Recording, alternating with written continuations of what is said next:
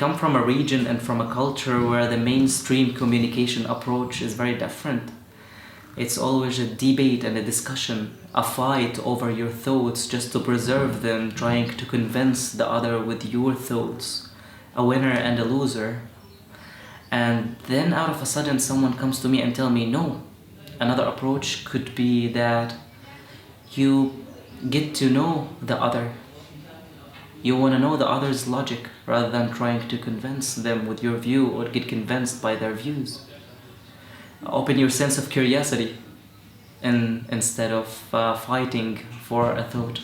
I remember that our trainer in the Ambassadors for Dialogue said, I will throw a quote now and I don't want any reflections. Let it sink by yourselves. What does it mean? You think about it. And she said, dialogue is letting the other happen to you.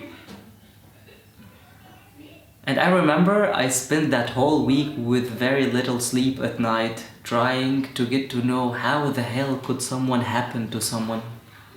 How could I let you happen to me? How could I happen to someone? Then when you grasp the essence of that quote, it was my transformative moment. It was when I said that this is what I want to do for the rest of my life.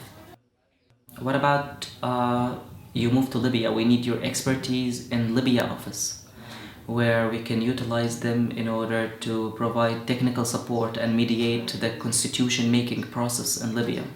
I said, okay, Libya it is. So I go to Tunisia because the offices are set there due to the security situation in Libya.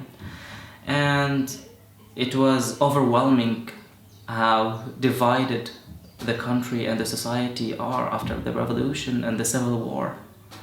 There's so many levels of divisions, regional, ethnic, religious, political, and in so many other levels.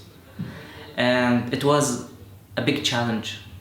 Mainly we were providing the technical support for the Constitution Drafting Assembly, the CDA in Libya, which is the body that was elected to make the first post-Gaddafi permanent constitution in Libya.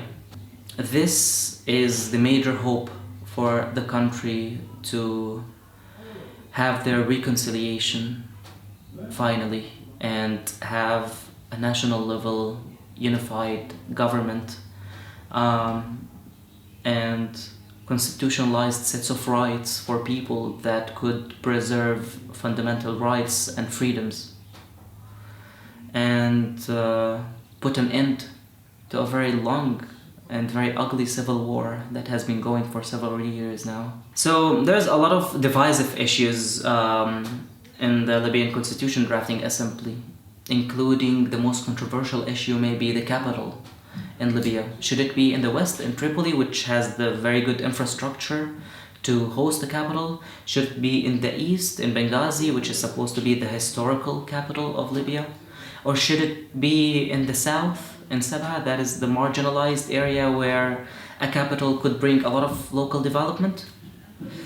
And having regional representation made it very difficult for them because each of them want the capital in their region. But after having dialogue introduced as a part of the process, they started looking at the third option.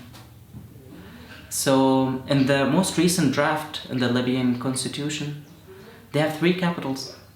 One in Tripoli, political capital, one in Benghazi in the east, an economic capital, and one in the south in Sabha, a touristic and cultural capital. Those processes where dialogue was implemented as a preparatory phase ahead of mediation, they had much more chances to reach consensus or at least compromises than other processes where dialogue was not integrated as a preparatory phase for political discussions.